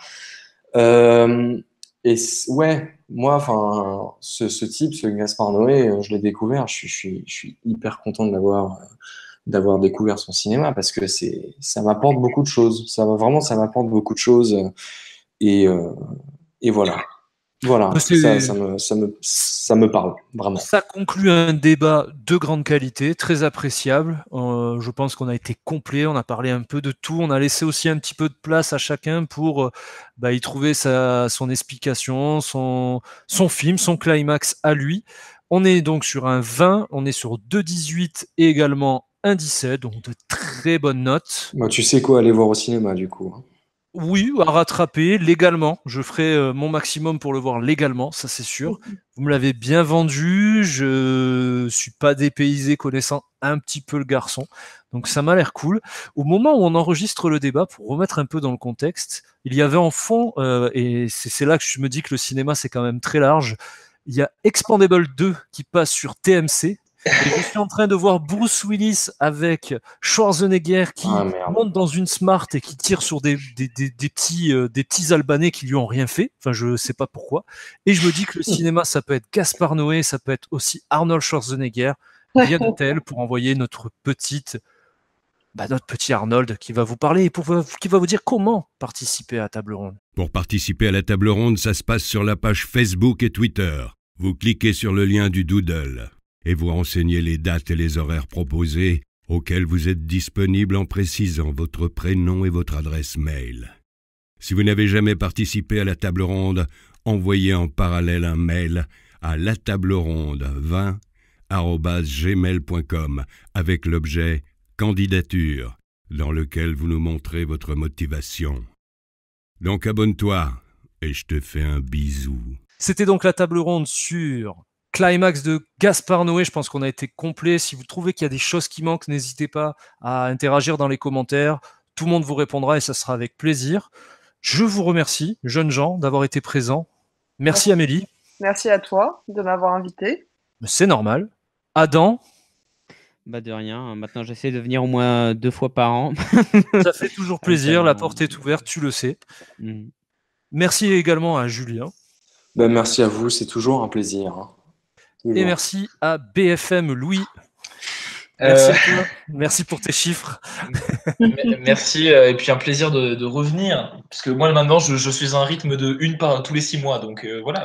Peu importe, vous voulez venir toutes les semaines, vous venez toutes les semaines, vous voulez venir une fois tous les 2 ans, vous venez une fois tous les 2 ans. C'est le climax de mon année, voilà. Voilà, être chez nous, c'est avec plaisir. En tout cas, tout le monde est le bienvenu du moment qu'il vient avec sympathie, avec l'envie d'échanger, de discuter de cinéma, qu'il ait aimé ou non le film. Aujourd'hui, on avait des gens qui avaient apprécié le film, mais si demain tout le monde déteste un film ou alors on a un 50-50, c'est très bien aussi. Du moment que c'est dans la...